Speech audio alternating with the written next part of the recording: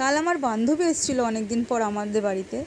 তো আমাকে এসে বললো, চল অনেক দিন তো বেরোস না, একটু বাইরে চল ঘুরে আসি, তোকে একটু ঘুরিয়ে নিয়ে আসি। তো গেলাম ওদের ওখানে।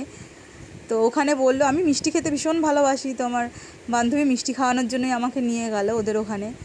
তো ওখানে নাকি একটা মিষ্টি দোকানে খুব ভালো ফিরনি বানায়। তো আমি মিষ্টি যেহেতু খেতে ভালোবাসি, নিয়ে গেল আমাকে। কী অবস্থা, ওখানে গিয়ে দেখি ফিরনিটাই শেষ। তো আমার বান্ধবীর মন খারাপ হয়ে গেল, ইস তোকে ওইটাই খাওয়াতে পারলাম না। তারপরে চলে আসলাম। তো আমি ভাবলাম যে ও আমাকে খাওয়াতে পারলো না, ঠিক আছে আমিই বানিয়ে ফেলি ফিরনিটা, বানিয়ে আমাদেরও হবে, ওকেও পাঠিয়ে দেবো, তো ভালোই হবে। ও মা, কি বানাচ্ছ এটা?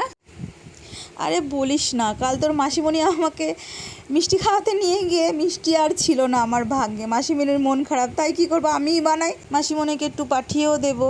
ও মা, ওইখান দিয়ে একটু ড্রাই ফ্রুট নিয়ে খাই। না, একদম না, ওটা কেটে রেখেছি সুন্দর করে, ডেকোরেশন করব, দেখবি কত সুন্দর লাগবে দেখতে।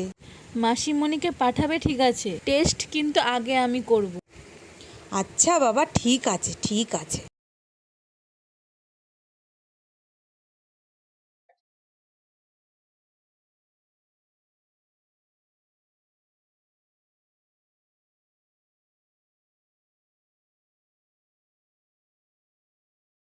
সুপার মা, সুপার, খুব ভালো হয়েছে খেতে।